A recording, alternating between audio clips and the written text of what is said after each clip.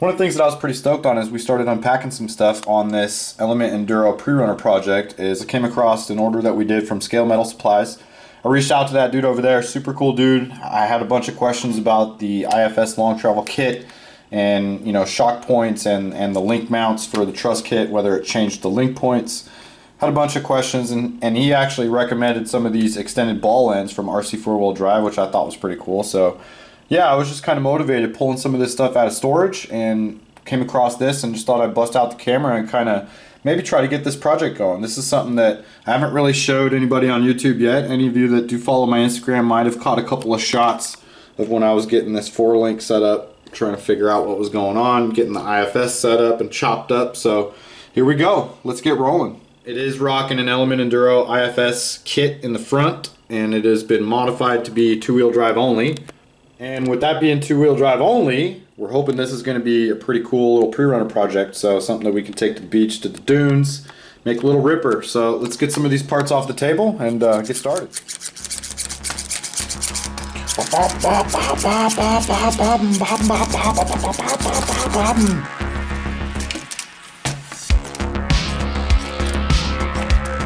Well, before we get started, let's get this thing into a roller so that we can see what we're working with here.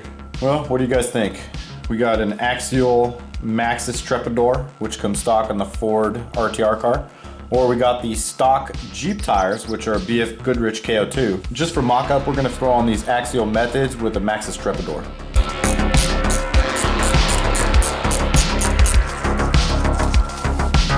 So another thing is that it was hard for me to find information on how to do this 2-wheel drive conversion. So I didn't know what kind of axles to run. So what we did is we actually took the stock universals and just trimmed them right at the axle hub, so we retained both bearings on the inside. And what that allows us to do is that this truck, has it was actually quite difficult for me to figure out how to get this thing converted to 2-wheel drive. I tried searching high and low, couldn't really figure it out. And my issue is that when you switch to a different axle or a front hub to actually mount your rim to, you were missing out on utilizing both bearings inside of the knuckle. So what I ended up doing is I took the stock universal and I actually trimmed it. So it's completely trimmed right there, and then I just took it to the grinder flush, and then we removed the drive shaft to the front differential. And there's no differential guts inside of here. So it's just the casing working as the actual mount for the IFS. And what this allowed us to do is actually utilize both bearings, the stock bearings, so that we can actually get a much better flowing wheel. And this just reminds me of old school 2-wheel drive short course trucks where you just got that, you can almost rotate and it'll come back onto itself the other way. So that's how we achieved the front axle setup. Now we haven't actually addressed the transmission yet to figure out what kind of gearing changes we got, but for right now it is just disconnected at the front, and then the front differential just has no guts in it, it's just empty. Yeah, I don't know how well these are gonna hold up. We got these on eBay and the pictures didn't show that it was printed at like the lowest fucking definition you could possibly print at. There's two things we can do. We can actually hit this with some epoxy and try to hit it like, give it some strength and some rigidity through this panel. And the other thing is try to fabricate something ourselves. Probably work for crawling, but this body's gonna have so much weight on it. I just feel like that this seems like it's already something that wants to break.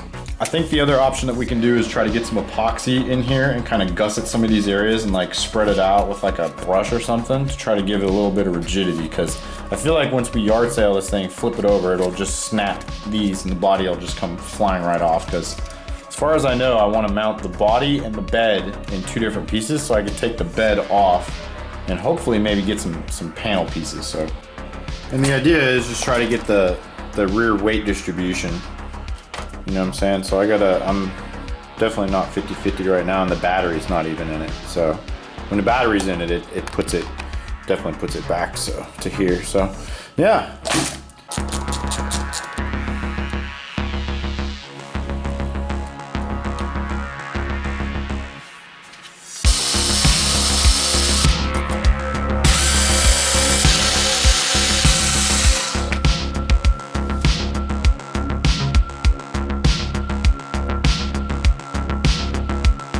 always like to support like-minded individuals. If you guys haven't already done it, go check out scalemetalsupplies.com. He's also got a YouTube channel and an Instagram. Does some really cool stuff. He's got a real cool scale rail build going on, so go check him out, subscribe to him, and we're going to be installing that rear truss brace.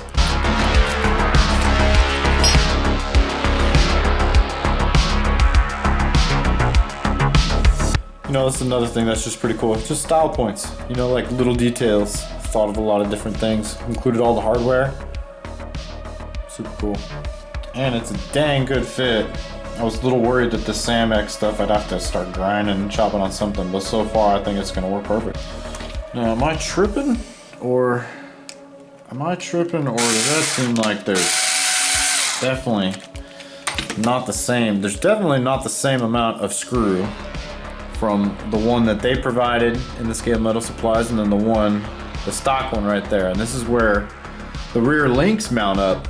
And even though the links go in, you know, recessed into that, that's definitely not, I don't really like that. I feel like the plastic is more prone to break.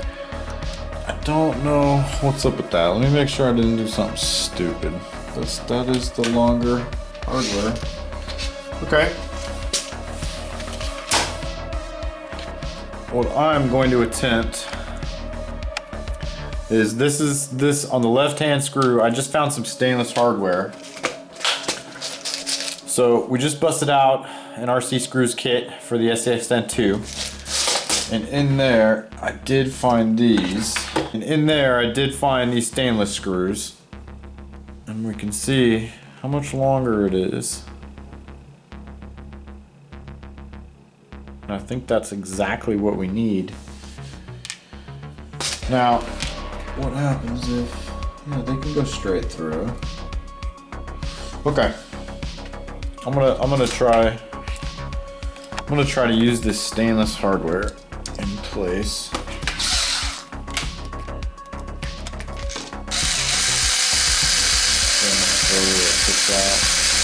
I'd like it to match the factory screw. Oh, look at that. So the stainless and the factory are almost, it's identical. Like just looking at it with my eye, it's pretty much identical. Now clearly, I don't know what the heck I'm doing, so we laid this axle up on its end, and then I just wanted to show you that the stainless one pops out basically identically to the factory hardware. And then this is with the truss installed and the Scale Metal Supplies hardware on the bottom and then the factory hardware there. So that's what we're gonna do. I'm gonna replace the other one with the stainless screw, and you can see the height difference. We go over there. Save the day. RC Screws save the day. All right, so what the hell are we doing now? All right.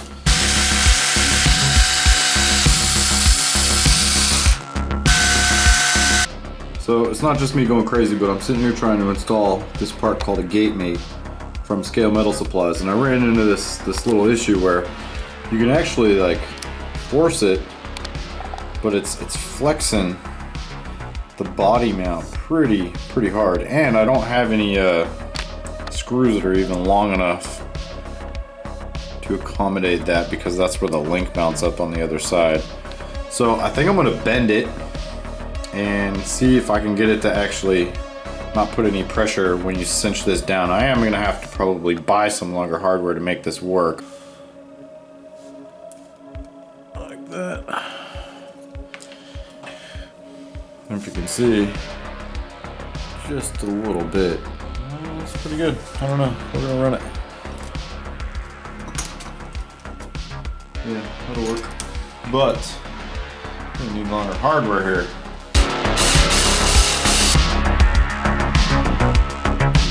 And what we ended up doing is just grabbing those vice grips and just giving them a little tweak so that as we tighten it up, it is sitting flush, both on the top and bottom. Got those things mounted up, got this rear truss mounted up.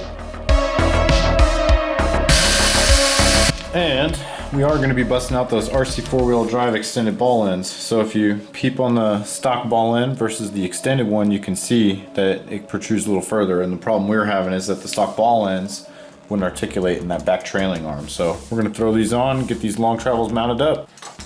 And those fancy shock pliers. It just gives it room to dig down into that trailing arm. And it utilizes all the same cut, everything else, so boom. Now, I wanted to see what that does to the overall length of the shock. So we're gonna line up ball to ball up top. And yeah, you could see we do get a little bit extra. It's not gonna be shock travel, but it's just on the ball. Now, let's look at the length of what was on there before. So these were on there before just for mock-up purposes, and then with the extended ball ends, that's what we're gonna be putting on in the rear. And these are the factory length shock, so this is a 90mm shock on the left. All right, so we made a little bit of progress on this thing.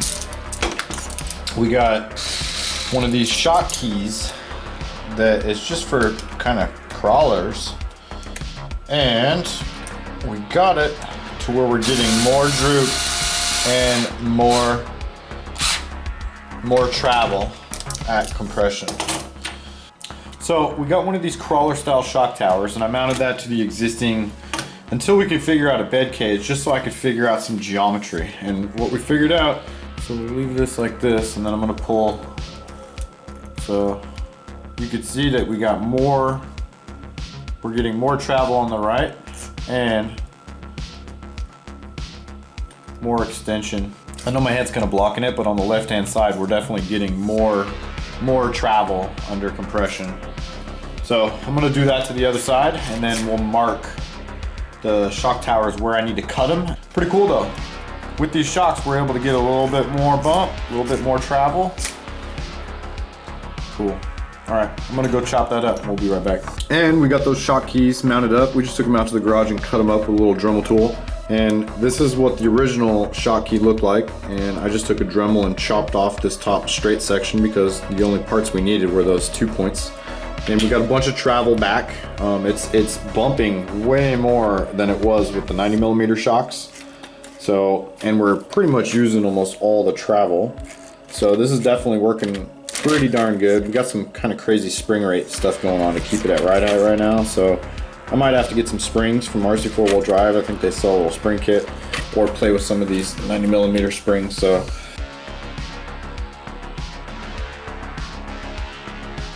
this side looks to be like it's drooping a little bit more when there's no shock connected. And we're on the lowest hole possible with this right shock. And then also when we go full bump on both sides, we're not really losing any travel running this length shock on this corner. We're not even using all of the travel. See if I could zoom in on that. So that's about how much travel is left in the shock. To get this little bit of droop, we need to mount this part of the shock a little bit lower to extend, because I believe the shock is almost at full extension right here.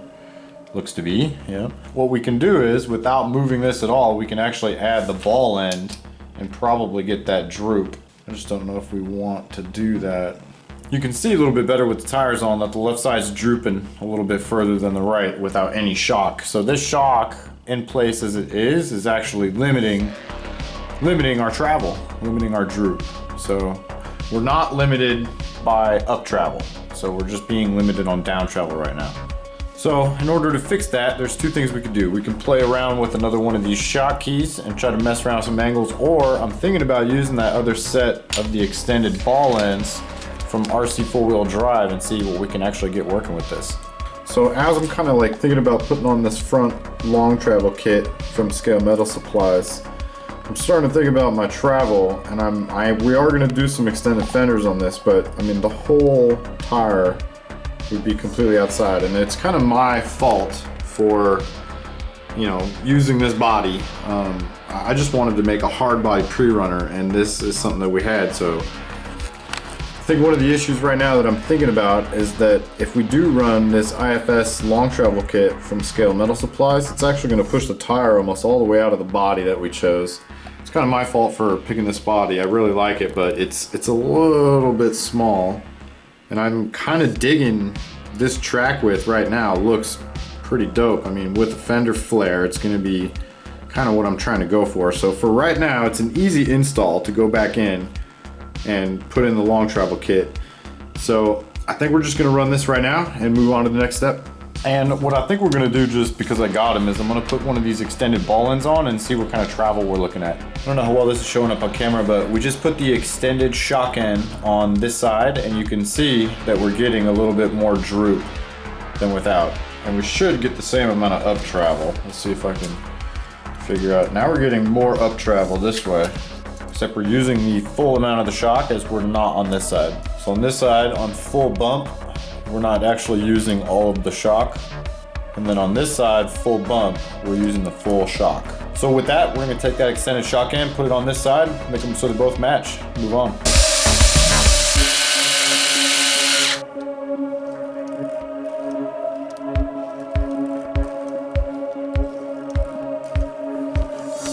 And it's bumping full, almost full into the frame rail brace with that shock package. And actually it's not being limited by that. You can feel it hitting the shocks before. So, cool. I think we nailed it, man. Moving on. Cool. We got all the shocks mounted up, running the extended travel with the extended rod ends, both front and rear. I think it's gonna work pretty good. I think for right now, we're just gonna keep with this, move on, do some testing. Everything looks to be good. Travel numbers are good. We've got some travel, we got and down travel everywhere, so I think it's pretty cool. I think it's gonna be a cool setup, and we're gonna be ripping on to the next step. Well, I guess let's get the motor and trans out and see what's going on. Figure out what the hell we gotta do.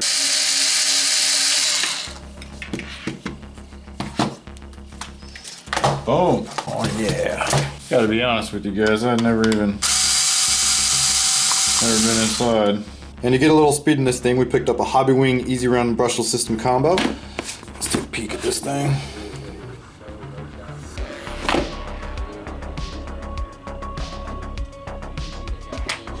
$5,400 kV on the motor and a 60 amp ESC, waterproof with a power switch.